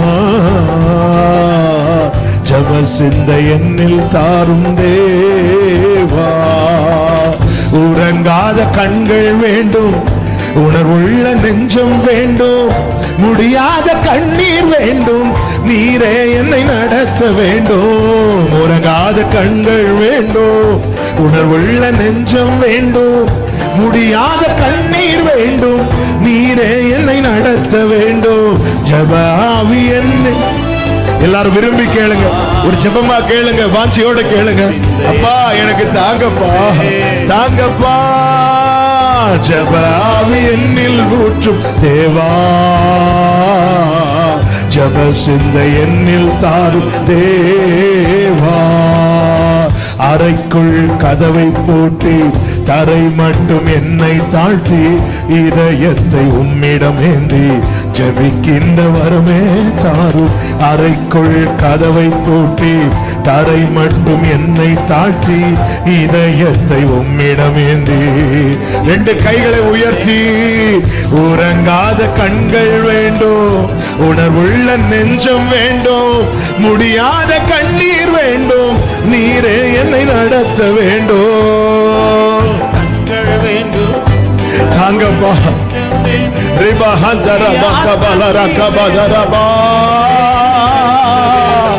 ஜப ஆவி என்னில் ஊற்றும் தேவா, ஜப சிந்தை என்னில் தாரும் தேவனே. ஜெபிக்க வைக்கிறவர் நீங்க தானே, ஜெபிக்க வைக்கிறவர் நீங்க தானே. ஜெபிக்கிறவர்களா மாட்டுங்கப்பா. ஆமென். ராக்கால தரிசனம் தாரும், அதிகாலை விழிப்பை தாரும், ஆத்தும பாரம் தாரும், திறப்பிலே நிற்க வேண்டும். ராக்கால தரிசனம் தாரும், அதிகாலை விழிப்பை தாரும். ஷலஹதரபகபரோ, உறங்காத கண்கள் வேண்டும், உள்ள நெஞ்சம் வேண்டும், ஆண்டவரே கண்ணீர் வேண்டும். சொந்து போகாம ஜெபிக்கணும். ஜெபத்தின் அவசியத்தை உணர வைங்கப்பா. ஜெபிக்காம ஒண்ணுமே நடக்காது என்பதை புரிய வைங்கப்பா. நடத்த வேண்டும். ஜீவனுள்ள தேவனை ஆராதிக்கிறவர்களா இருந்தோம். எத்தனை பேர் இன்னும் ஜெபத்திலே தொய்ந்திருக்கிறாங்க. ஒரு வார்த்தை கூட ஜெபிக்க முடியாம இருக்கிறாங்க. இத்தனை காலம் விசுவாசிங்கன்னு சொல்லியும் ஜெப அனுபவம் ரொம்ப தொய்ந்திருக்கிற அநேகர் உண்டப்பா. இந்த நிலை மாறட்டும், இந்த நிலை மாறட்டும். இயேசுவின் நாமத்தில் ஜெபிக்கிறோம். ஜெபத்தை குறித்த ஒரு உணர்வும் விழிப்பும் ஜனத்துக்கு உண்டாவதாக. தாழ்த்தி ஜெபிக்க, ஒவ்வொன்றையும் ஜெபித்து பெற்றுக்கொள்ள, போராடி ஜெபிக்க, உபவாசித்து ஜெபிக்க, எல்லாவற்றுக்காய் ஜெபிக்க கர்த்தர் சபைக்கு கிருபை செய்யும், அனுக்கிரகம் செய்யும். ஆண்டவரே, நீர் எவ்வளவு நல்லவர். எங்களோடு பேசுகிற கிருபைகளுக்காய் நன்றி. நன்றி அப்பா, நன்றி அப்பா. ரீபா ஹந்தரபா ஷபலரபா உடரபலராக. ஜெப ஆவியை ஊற்றுவீராக, ஜெப ஆவியை ஊற்றுவீராக. ஜெப சிந்தை தாங்க. அதிகாலையில் எழுந்து ஜெபிக்க வைங்க ஆண்டவர். நண்பகல்ல ஜெபிக்க வைங்க, சாயங்காலத்துல ஜெபிக்க வைங்க, ராக்காலத்துல ஜெபிக்க வைங்க. நீர் எப்பொழுது உணர்த்துகிறீரோ அப்பொழுது உங்க சமூகத்திலிருந்து ஜெபிக்க வைங்க. உடரபா லகதரபா சந்தரபா லகடரா உரபலரா. சிறிய காரியங்களை கண்டு சோர்ந்திருக்கிற உள்ளங்களோடு நீர் பேசுறீர். இது செய்ய போகிற பெரிய நன்மைக்கான அடையாளம், இது செய்ய போகிற பெரிய நன்மைக்கான அடையாளம். ஜீசஸ், ஜெப ஆவி என்னில் ஊற்றும் தேவா, ஜெப சிந்தை எனில் தாரும் தேவா. அறைக்குள் கதவை போட்டு. எனக்கு ஜெபம், என் வாழ்க்கையில ஜெபமே இல்லை. ஆனா ஜெபம் எனக்கு தேவை. நான் ஜெபிக்கணும், நான் ஜெபிக்கிறவனாய் மாறணும், நான் ஜெபிக்கிறவளாய் மாறணும். அப்படி உண்மையா விரும்புறவங்க உங்க வலது கரத்தை உயர்த்து, உங்க இடது கரத்தை இருதயத்தில் வச்சு கேளுங்க. அவர் சொல்லி இருக்கிறாரே, நான் விண்ணப்பத்தின் ஆவியை கிருபையின் ஆவியை ஊற்றுவேன். அப்ப என்ன ஜெபிக்க வைங்க, என்ன ஜெபிக்க வைங்க. நான் பல நேரத்துல சோர்ந்து போய் ஜெபிக்காமலே விட்டு. ஜெபம் எவ்வளவு தேவையப்பா. நீங்க என்ன என் நாமத்தினால கேட்கலையேன்னு சொல்லி, நீங்க தரலையேன்னு சொல்லி நாங்க ஃபீல் பண்றோம். ஆனா நீங்க இன்னும் கேட்கலையேன்னு சொல்லி ஃபீல் பண்றீங்க. நாங்க கேட்கணும், ஜெபிக்கணும். நீர் எங்களை பார்த்து பலன் அளிக்கிறவர், நீ பார்த்து செவி கொடுக்கிறவர், எங்க ஜெபத்தை கேட்டு வாக்கு தருகிறவர், அடையாளத்தினாலே உறுதிப்படுத்தி எங்களை திருத்தி எங்கள் வாழ்க்கையில பலன் தருகிற நல்ல தேவன். உண்மையா ஜெபிக்கணும். உறங்காத கண்கள் வேண்டும், உணர்வுள்ள நெஞ்சம் வேண்டும், முடியாத கண்ணீர் வேண்டும். ஜெப ஆவி என்னில் ஊற்றும் தேவா. பிரசங்க என்னில் தான் தேவா. ஆமென். ஆமென். Thank you Father. அப்படி ஒரு 2 நிமிஷம் ஆண்டவர்ட்ட பேசுங்க. பேசுங்க. அழணும்னு தோணுச்சுன்னா அப்ப சமத்தில் அழங்க. ஆவியானவர் இங்கே உலாவிக் கொண்டிருக்கிறதை நான் உணர முடிகிறது. நீங்கள் எங்கிருந்து இதை கேட்டுக்கொண்டிருந்தாலும் இப்ப அப்பாட்ட பேசுங்க. நான் ஜெபிக்கணும். என்னை ஜெபிக்கிறவனாய் ஜெபிக்கிறவளாய் மாட்டுங்க. எலியாவை போல கர்மேல் பர்வதத்தின் உச்சியில எங்க ஜெப அனுபவம் இந்த மாதிரி ஏறணும் ஆண்டவரே. லாகபா சாந்தரா பாலாரா உடரா ஹந்தரா லரியாதன ரெபோ லோகோதரோ உட ஹந்தரலராதனரே ரிபபபலர மமமமோ ஷிப்ரோலரி. ஆண்டவரே கிருபை தாரும். தகப்பனே கிருபை. ஜெபிக்க உபவாசித்து ஜெபிக்கணும். எந்தெந்த காரியங்களுக்காக உபவாசித்து ஜெபிக்க நீர் உணர்த்துகிறீரோ நாங்க வந்து உட்காரணும் உங்க சமூகத்தில். கர்த்தர் நல்லவர். சில காரியங்களுக்காக உபவாசித்து ஜெபிக்க உணர்த்துவார்கள். சீஷர்கள்ட்ட சொன்னார் பாத்தீங்களா, இவ்வகை பிசாசு ஜெபத்தினாலும் உபவாசத்தினாலுமே அன்றி. சில காரியங்களுக்கு உபவாசித்து தான் ஜெபிக்கணும். அதை கர்த்தர் உணர்த்துவார்.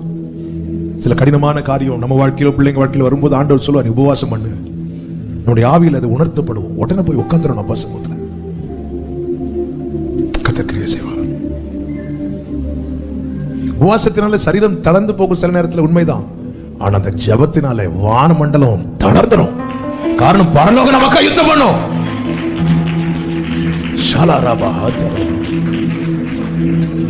Thank you Holy Spirit. ஜெபம் ரொம்ப அவசியம் சகோதரா. ஜெபம் ரொம்ப அவசியம் சகோதரி. உன் வாழ்க்கையை திரும்பி பாரு. நீ எவ்வளவு ஜெபம் பண்ணி இருக்கிற. ஜெபிக்காம இருந்துட்டு கர்த்தர் செய்வார் செய்வார்னு பார்த்து நீயே உன்னை ஏமாற்றாதே. நீயே உன்னை முட்டாளாக்காதே. ஆமென். கர்த்தரை நோக்கி பாரு. Thank you Holy Spirit. நன்றி பரிசுத்த ஆவியானவரே. Thank you Jesus. பரிசுத்த பிதாவே, நல்ல தகப்பனே, நன்றியோடு துதிக்கிறோம். எங்க கூட இடைப்பட்டுக் கொண்டிருக்கிற அன்பை எண்ணி நன்றியோடு துதிக்கிறோம், ஸ்தோத்திரிக்கிறோம். நீர் நல்லவர். உங்க சமூகத்தில் அமர்ந்து இந்த நாளிலும் பாட துதிக்க ஆராதிக்க கிருபை செய்தீரே, ஸ்தோத்திரம். எங்க கூட பேசினீர், கற்று தந்தீர், உணர்த்தினீர் அப்பா. ஜெபிக்கிறவங்களா எங்களை உருவாக்கும், பெரிய காரியங்களை செய்யும். நீர் வெளியரங்கமாய் பலன் அளிக்கிற தேவன். ஒவ்வொருடைய வாழ்க்கையிலும் அப்படியே செய்வீராக. ஒரு அற்புதத்தை கட்டளை இட்டீர் என்று எசேக்கியா வாழ்க்கை குறித்து பார்க்கிறோம். அப்படியே உடைய பிள்ளைகளுக்கு வார்த்தையினாலே நீ சொன்ன காரியங்கள் அப்பா அப்படியே கட்டளையிடப்படுவதாக. ஆசீர்வதியும். தேவ சமாதானம் கிருபை உடைய பிள்ளைகளை சூழ்ந்து கொள்ளட்டும். எல்லாரும் இதை பார்க்கிற கேட்கிற அத்தனை பேரும் ஜெபிக்கிறவர்களாய், ஜெப வீரர்களாய், ஜெப வீராங்கனைகளாய் மாறட்டும்.